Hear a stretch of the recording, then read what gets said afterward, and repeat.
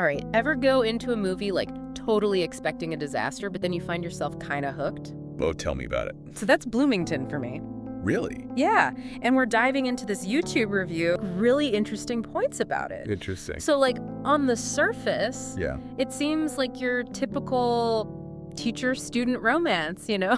like we've got Jackie, she's a former child star Right. trying to figure things out in college. Right. And then there's Catherine, her professor, Yeah. who she starts falling for. Yeah, you can already see where this is going. Exactly. Super classic setup. Definitely. But, you know, also kind of messy. Yeah, for sure. Like, there's that whole power imbalance thing. Absolutely. It's a big one. Right. And it's something that, unfortunately, a lot of films kind of glamorize. Oh, totally. Which is, ugh. Yeah. But what I really liked about this, the film's, like, self-awareness about that ick factor to be its strength. Interesting. Yeah, like, it actually leans into that discomfort.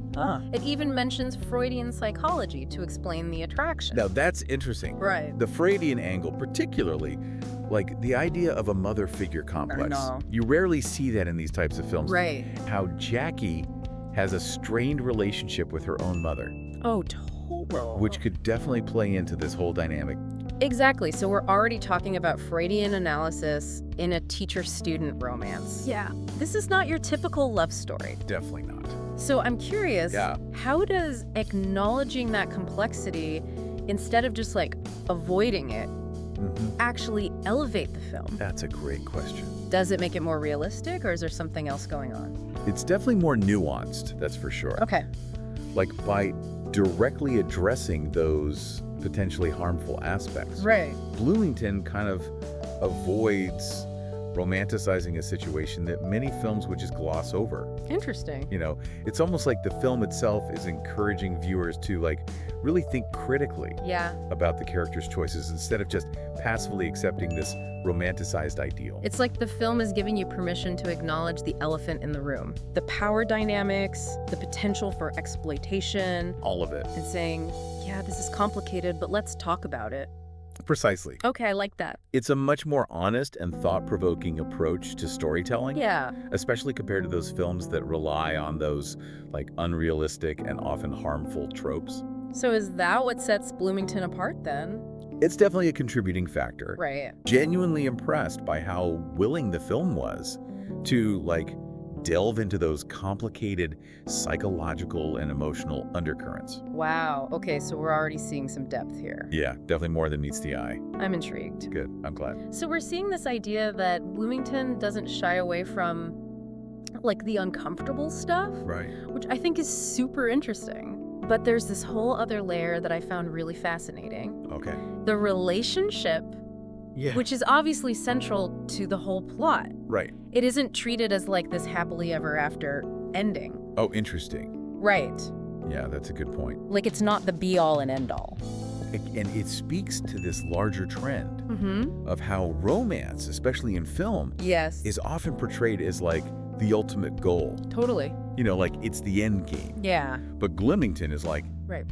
hold on a second. Yeah. Relationships, even unconventional ones, Mm-hmm. can be catalysts for personal growth Yeah. without necessarily being, built to last. Right. It's not about finding the one. Exactly. It's like about the journey Yes, exactly. of self-discovery. Take a film like Call Me By Your Name. Okay. It's controversial, sure, Yeah. but it uses a relationship with like a finite timeline Right. to explore these themes of like first love, heartbreak, Mm-hmm. and ultimately self-acceptance. Right. Right. So the relationship is like a vehicle for Elio's personal growth, Okay. even though it's not, this forever kind of love. Right. And that ties into what vehicles for character development. Yes. Loved that the film focused on how this relationship, as flawed as it might be, ultimately contributes to Jackie's growth. It's not just about the relationship itself. Yeah. It's about how the characters change because of it. Right. Okay, so I'm with you on this. So, like, how can we tell when a film is using a relationship to serve that greater purpose? That's a great question. The character development part. Yeah, so one of the key things to look at is character arc. Okay. If the characters are just kind of like static throughout the film, Yeah. then the relationship hasn't really done much. Right. Regardless of how, like, dramatic or passionate it was. Exactly. Okay. And a good example of this Yeah. is Blue Valentine. Okay. It shows a marriage falling apart. Right. But through that really painful process, both characters, they have to confront their own flaws and make tough decisions about their futures. So it's not about the ending. Not really. Not about whether they stay together. It's about whether they've grown by the end. Individually. Exactly. Okay, I get it. And in Bloomington, really felt that Jackie's relationship with Catherine, as messy as it was, it helped her grow. Right. And the film doesn't really say their end game either. Which goes back to that self-awareness thing. Exactly. Of the whole ick factor. It's like sometimes the relationships we learn the most from aren't always the healthy ones. Or the conventional ones. Exactly. Like Bloomington is saying, hey, look, we all do this. It's so true. Like we romanticize these relationships. Yes. Especially in movies, it's like, exactly. It's always so picture perfect. Right, and Bloomington is like, nope, not this time. Exactly. And it doesn't try to give you all the answers either, It's not tied up in a neat little bow. Exactly. It's messy, which is, let's be real, way more like real life, right? 100%. Like you're left with this feeling of like you're still thinking about it. Yes. Yeah. Like, what happens next? Yeah, and that's so much more interesting. Way more interesting. It's like the conversation keeps going even after the movie's over.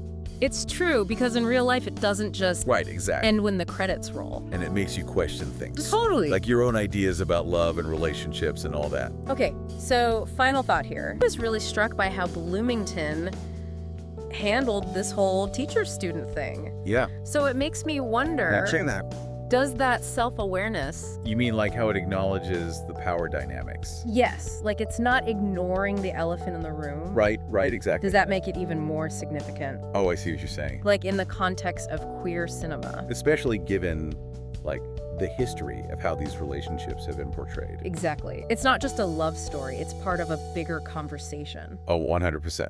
And that's what's so cool about this whole deep dive thing. It's like using one film to unpack all these bigger ideas. It's like Bloomington is just the tip of the iceberg. You're right. Okay, well, for everyone listening, if you're even a little bit intrigued, please go watch it and let us know what you think. Yes. We want to hear your thoughts, so definitely hit us up. And don't forget to check out the full YouTube review. All right, until next time, happy watching. Bye, everyone.